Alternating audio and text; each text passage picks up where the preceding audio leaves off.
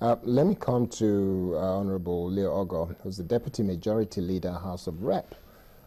What was your thought in view of what happened that fateful morning, especially when you look at the videos again and you see members of the National Assembly, particularly members of the House of Rep, having to scale fence to get into the National Assembly? I think it was quite a sad experience. You know, it is something a little bit alien. For me as an individual and a lawmaker, I think I believe in the sanctity of that institution. But unfortunately, you know, for whatever security reasons, the police were there on that particular day.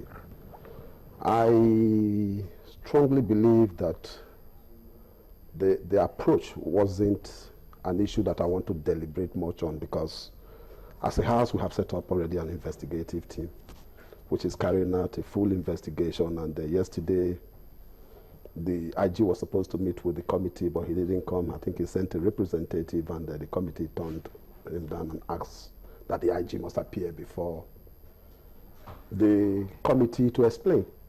But for me also, you see, we are honorable members, and we owe this country a clear responsibility of acting honorable at every given time. I believe that two wrongs doesn't make a right. And if I was given the opportunity, if the speaker probably have called and said, Leo Ogor have been stopped from, you know, entering the premises, I would, because I was already in the house. I went through that embarrassment also, because I was checked more than 3-4 times. I wasn't ready to talk. You know, I just asked them what is going on, and they said there are security challenges. I was a bit worried. I would have led members of the National Assembly to go to the gate in solidarity with the speaker.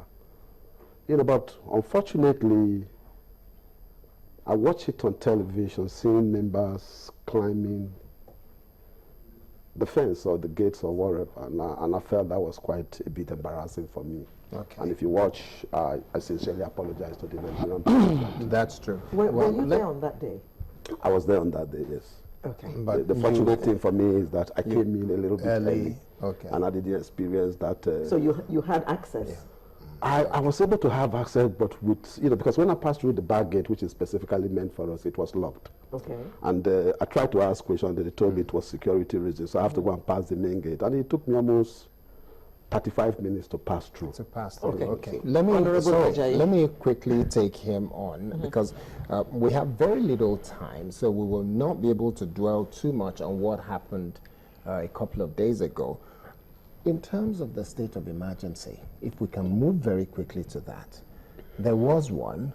Now the presidency is asking for an extension before this unfortunate incident, which has now led to the House not having this deliberation at all, which was the essence of having the plenary. But it's going to happen, whichever way, on Tuesday, from what we gathered. If that be the case, do you think there is a need for an extension? Well, I don't know what you mean by it's going to happen on Tuesday. Anyway. Well, we understand that the House has moved to reconvene on Tuesday, and that there will be conversation about the request by the President for extension of state of emergency. Well, my understanding of the adjournment of the House at the last sitting was to the 3rd of December, which was the original adjourned date before Mr. President's request. And for all... Are you implying that the House of Rep will not be sitting until the 3rd of December? I'm not implying, I am saying so. That was the adjournment that my leader made on that. But by the provision of Section 305 of the Constitution, you know, there is a requirement there that borders on the state of emergency. And if the President requests for probably an extension, it beholds on the Speaker to convene the House. I'm sure it's on the basis of that particular request that the Speaker now decides to reconvene the House vis-a-vis the constitutional provision.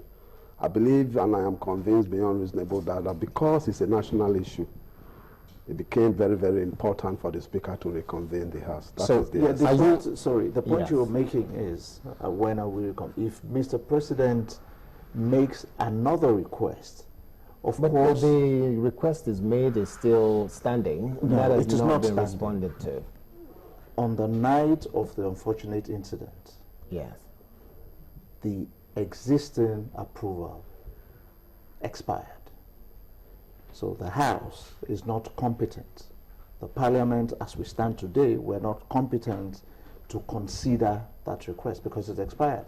But it does not preclude Mr. President from making another request, and then Mr. Speaker must act accordingly. Let me ask the Deputy Majority Leader, will that be the position of the entire House, that what was presented, because if you look at it logically, if the President makes a request, that request, until you vote in the House and say, sorry, we will not give an extension, or yes, we're giving an extension, the issue is not even being debated at all.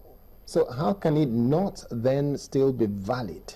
Yeah, I think he's very right in respect of that issue, because by the provision of Section 305, so 6C, there is a specific tenure in respect of a state of emergency, which is 6 months. Yes. And the 6 months period expires on that Thursday night. So if there is no renewal, definitely the state of emergency will have been history at that particular night. But that does not preclude the President from asking for... we're looking at, the President will now have to make a fresh request, not an extension, a fresh request for state of emergency. Is that what the law would... that would be the position of the law. But I think also, you see, we really have to look at the subject matter from a different dimension.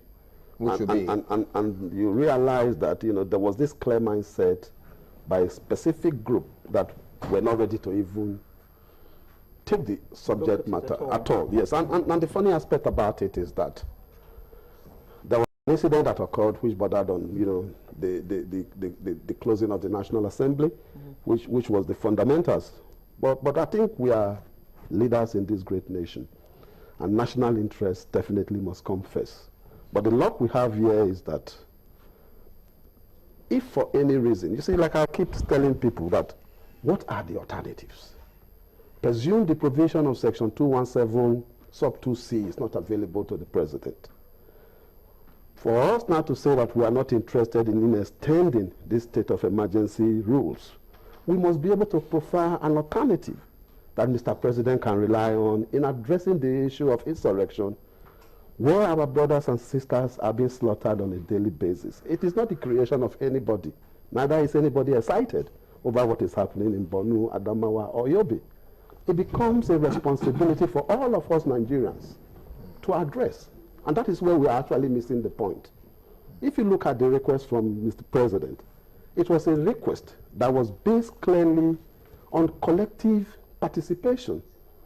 He knows very clearly that he has the powers, in line with the provision of Section 217, to deploy Nigerian Army in addressing this issue of insurrection. But he's decided to say, no, I will go through the provision of Section 305. Let my lawmakers participate and let them be able to contribute their own quota in respect of addressing this issue in Borno, Adamawa, and Yobe. But unfortunately, we didn't see it from that angle. And for reasons best known to some individual, without profiling an alternative solution, we just decided to say, no, we won't pass it. And I think what I want to ask is that, what are the alternatives? It's extremely important. Okay.